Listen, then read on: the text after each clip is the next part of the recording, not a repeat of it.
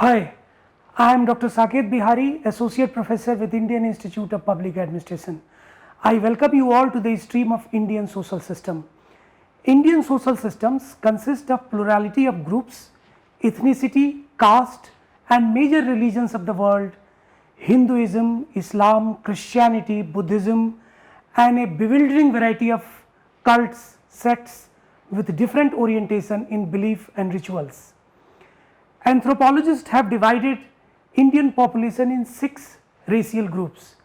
These are Negrito, Proto-Australoid, Mongolite, Mediterranean, Western Brachycephalus and Nordic. The physical feature of Negrito race is short in height, thick lips, flat nose, kinky hair and black complexion. They are the oldest inhabitant of our social system. They are found in a small number in Andaman and Nicobar Islands. Now they are mostly extinct. Proto-Australoid. They have wavy hair, brownish body, long head with low forehead, prominent eye ridges, nose with low and broad roots, small teeth, chins with dark complexion. Most of the tribal people of central and southern India belong to it. The third racial type is Mongolite. They have yellow complexion, oblique eyes, high cheek, sparse hair and medium height. They are the inhabitants of mountainous region of northeast India, Assam, Arunachal Pradesh, Manipur, Meghalaya, Tripura and so on. Then the fourth race is Mediterranean. Mediterranean's physical feature is dark hair, dark eyes, long face, dark brown skin and olive complexion. They are found in the southern part of India like Kerala, Tamil Nadu, Andhra Pradesh and Karnataka. Western Brachycephalus. This is basically a western race with broad head. They are found in West Bengal, Odisha, Gujarat, part of Maharashtra and Tamil Nadu. The sixth race is the Nordics. They are the last of the racial group that came to India. They came from Taiga and Baltic regions. They were Aryan speaking families with long head, fair complexion and sharp nose, well developed and well built body. They are found in the region of Punjab, Haryana, Rajasthan and Jammu.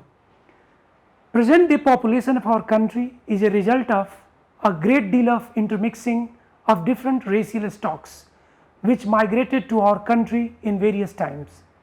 Thus, the racial types which have already been identified contribute very profusely to the cultural tapestry of our country.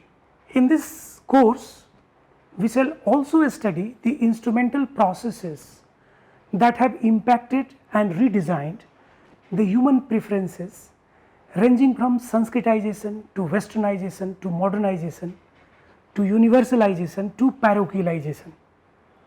To begin with, Sanskritization is basically a process wherein a low caste person wants to change his social position by imitating the lifestyle, ideology and belief system of upper caste people or dominant caste people.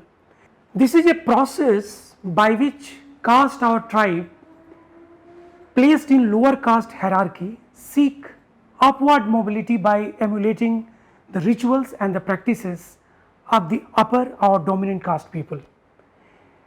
It intends to change rituals, ideology and way of life.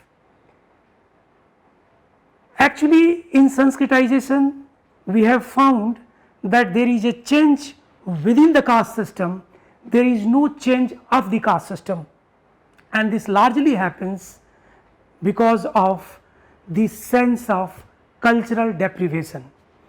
Sanskritization happens at two levels. The first is historical specific, which entails leadership and cultural patterns. The second is contextual specific, which largely goes hand in hand with cultural imitations. Westernization. Westernization is basically 150 years experience of our countrymen with the British Raj. This led to changes in technology, institution, ideology and values as a result of cultural contact with the Western society for a long time. Westernization happens at three levels: primary level, secondary level and tertiary level.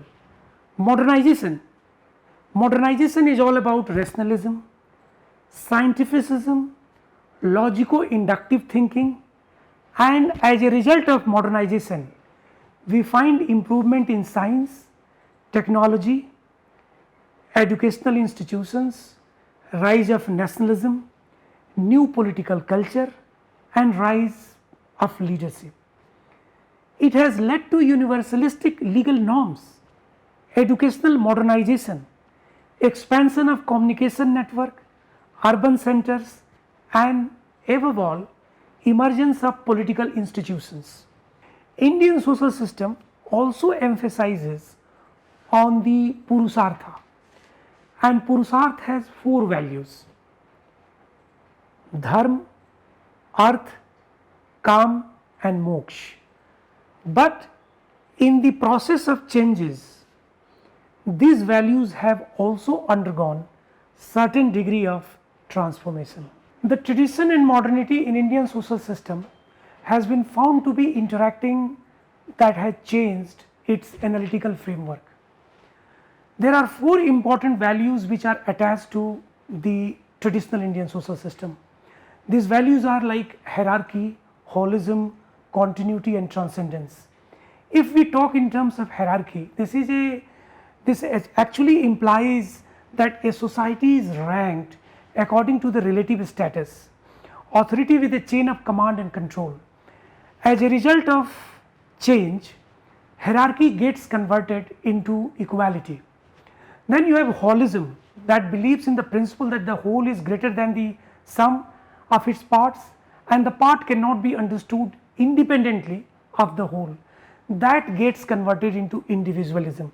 The third important component of traditional Indian society is continuity. As a result of the change, continuity gets converted into what is called historicity. Continuity which maintains that the same activities, behavior, personality traits and relationship as one did in the earlier life has to follow. So that gets converted into historicity. It has rightly been put in place that history is the succession of separate generation. The history is written for those people who have been successful, but as a result of modernization every single individual can ask for writing his history, provided there are certain attributes, there are certain traits which needs to be documented. The fourth important feature of traditional Indian social system is transcendence, and transcendence is all about to construct objective realities radically independent and exterior from individual tendencies and peculiarities. That gets converted into this worldliness. This worldliness means believing in the present, believing in what you are seeing. It is not something which is coterminous with say imaginary world or utopian world or something which is largely disagreeing with the reality.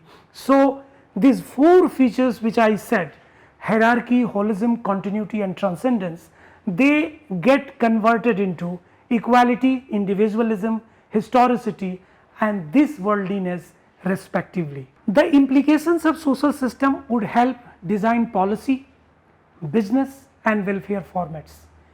It would help us understand the real responses from the grassroots and required interventions for the policy using worms and bird's eye view. The stream with cognitive, cathetic and evaluative modes of orientation reinforces instrumental, expressive and effective actions that enable to apply meta-theoretical and analytical modeling schemes. There are at least 3 important features of Indian social system for understanding. One is stratification. Stratification is explained in terms of class, gender, status, of course slavery. Then we have hierarchy. Hierarchy is a unique system of Indian social system because it ensures arrangement, how something is to be ordered, how something is to be structured.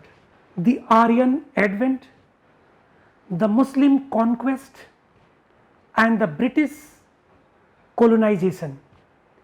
These 3 important sources from the outside have contributed to the entire dynamism of Indian social system. Second, that there are certain non-Indic religions which have also influenced the people. For example, Christianity, Baha'i, Zoroastrians, Islam, with their own offerings and their own promises, they have come to India and many people chose to embrace it. We have also emergence of Sikhism, anti-colonial movement and linguistic reorganization of a state. With an aim to promote inclusive governance, the stream takes you to different societal practices organized around cultural denotation and connotations. Though India has undeniably registered impressive progress in its share of the world economy, some of the problem of marginalized and stigmatized groups remain unaddressed and the glitters of the achievement wear off. However, with effective inputs of the stream, you may generate new impulses for reform and social transformation. Thank you very much.